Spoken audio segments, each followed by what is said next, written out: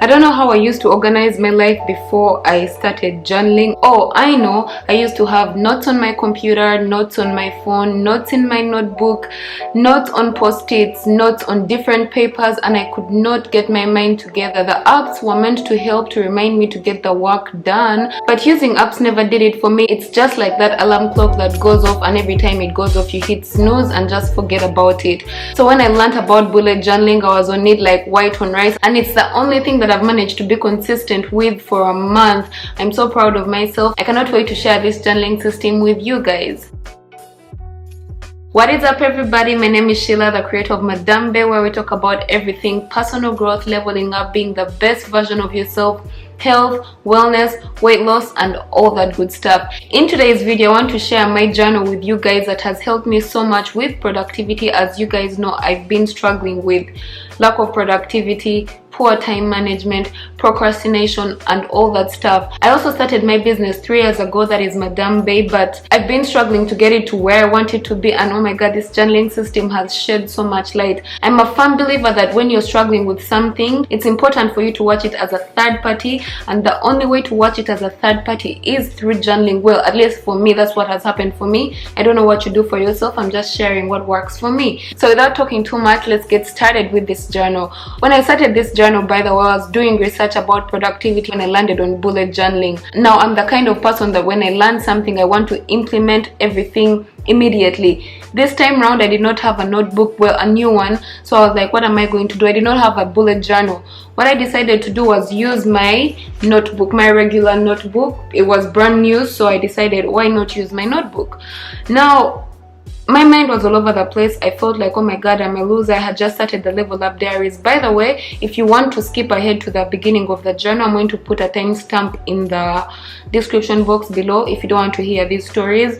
So what happened is that my mind was all over the place. I was feeling like a loser at the beginning of the Level Up Diaries. I told you guys this was at the beginning of June. As I record this video right now, it's 1st July. Sheila from the future here. I meant 1st August, not 1st July. And halfway June, when I started the Level Up Diaries, I'm like, oh my god, I'm going to level up, I'm going to do this, I'm going to do that. But 1 week into June, I had overworked. I knew everything I had to do, but I wasn't doing it. The fact that I wasn't doing it, I had this negative dialogue in my head that started a chain reaction of me doing nothing, of me procrastinating, and I shared that with you guys in a previous video. I'm going to leave a link to it above. I was talking about how your thoughts and your words have determine your life, basically, because what you tell yourself inside is what kind of tends to come out, you know. Anyway, so what I did was write everything down that I had pending, and I actually didn't write everything down. I noticed later that I didn't write everything down, but I wrote down the things that were disturbing me at that time. After writing all these things down, by the way, I started all of this in July, and I cannot believe it's been a month and I'm still keeping up with this journal. Now,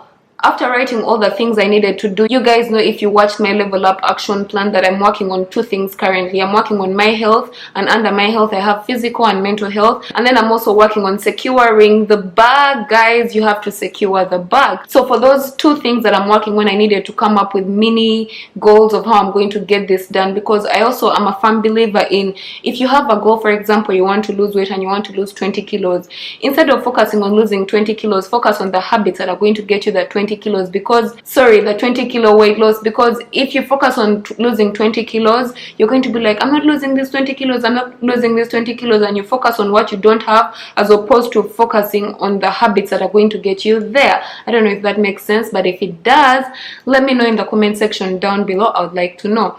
So after prioritizing, now I want to show you guys how I decided to prioritize. I saw this thing on YouTube, and basically what this is, it helps you figure out what's urgent, not urgent, what's important and not important. And then when you figure it out, the part that is not urgent but important is the part that you go with, because these are the things that you need to do to get you started in order to get everything else going. At least that is what I learned when I was doing my research. Now after that, what I did was create a tracking system. A tracking system is very important. Actually, you guys in the Weight Loss from Scratch program know this. If I have any tips for you about bullet journaling, is start simple, because you're going to do some research and you're going to find research of all these cute bullet journals. Let me tell you something, they are cute, they're nice and everything, but I want you to focus on what is going to work for you.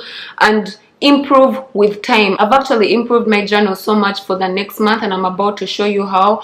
Previously, when I started tracking my habits, I started by just putting the date at a side. Lucky for me, my notebook has 31 lines, and it was perfect because every month has between 30 to 31 days.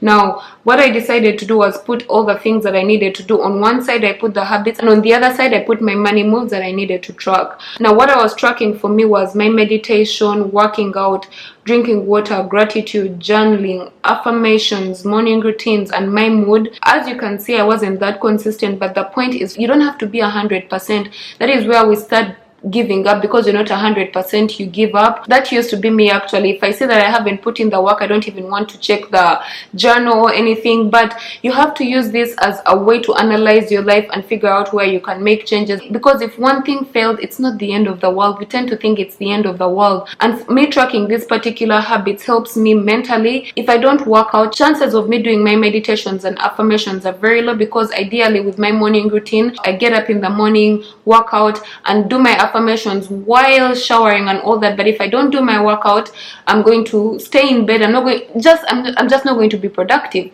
So basically I have to get all this stuff done, at least do one thing, and that's working out, because when I work out, it's kind of the habit that gets the ball rolling for everything else. Like I told you guys, emotions are energy in motion. So if you start off your day with that one thing that helps you, it doesn't have to be working out. Whatever it is for you, find it. On the other side, what I did was also write down the different things that I want to do in order for me to make my money goals.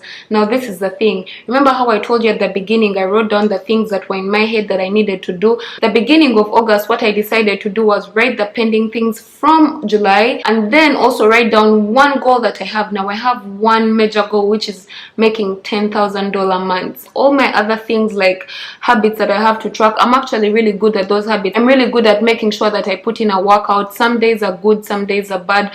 When it comes to habits, I don't have a problem with that. But when I look on the side of making money moves, I feel like I'm lacking so much, and I would not know that if I hadn't been bullet journaling the way I am currently. So this is how I was tracking for July, but I learned a new way to track for August, and this is what I'm doing for August. I decided to make little calendars, because I think little calendars will look much cuter. Now that I think about that little calendar, there's a part that I need to make some changes, and that part is for IG stories, because for IG stories I normally write this stuff. These are the methods that I'm using to make sales, and every day I want to use a different method. So because I use a different method, I kind of just put a timetable for the different methods.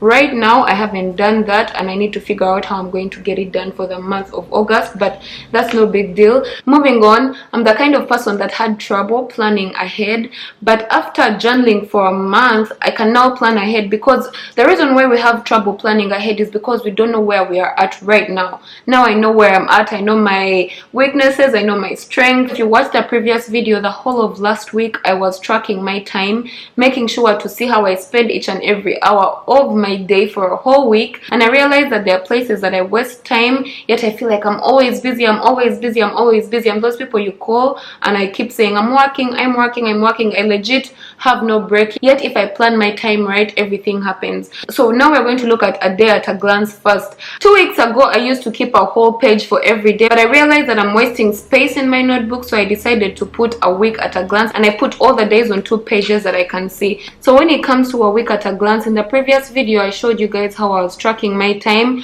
but I was tracking it on my computer with that Excel sheet that I shared with you guys. However, I feel like I'm all over the place again. Now I decided to put everything together. Instead of tracking the times that I sleep, I'm tracking between 6 a.m. to 10 p.m. because I normally wake up between 6 and 8 depending on the previous night, and I also go to bed between 10 and midnight depending on what happened during the day. Now I would like to look at a week at a glance the way it is right now, and this is for next week, but here is one where I've already filled in a few things.